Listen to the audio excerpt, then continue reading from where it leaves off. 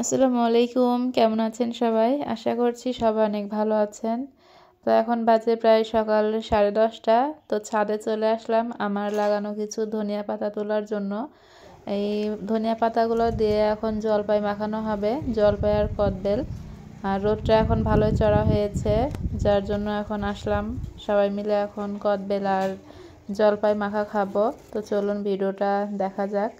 তো এখানে আমি একটা পাত্রে জলপাই নিয়েছি, আর এখানে দেখুন 2টা কদবেল আছে।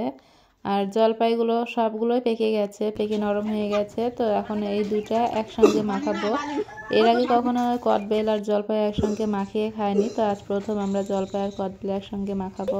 তোমার একটা নতুন যাই নতুন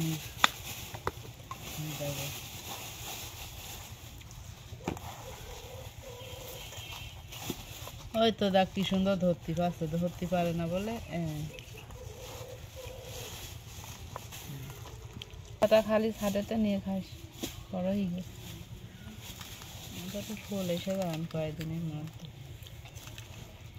ওই না তো ঝাল খুব বেশি না কম? Yeah, bro. So you gotta open this shit.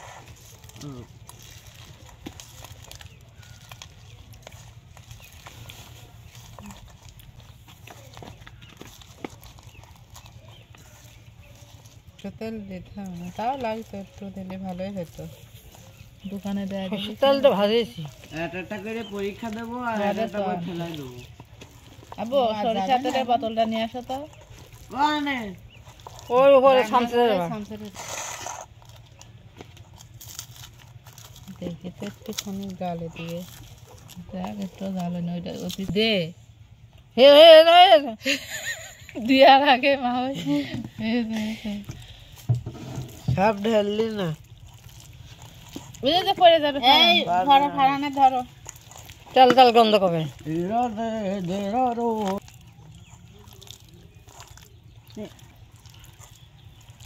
ওদিকে এসে মানে খাবে না আবু? সিঁড়িটা উঠে নিয়ে দিন উপরে, খান অনেক মজা। ছাদে নিয়ে যাবো। কিরাম কিরকম?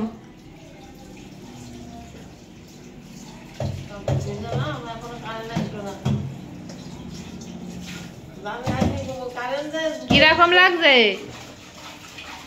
ভালোই তো লাগছে। ভালো লাগছে?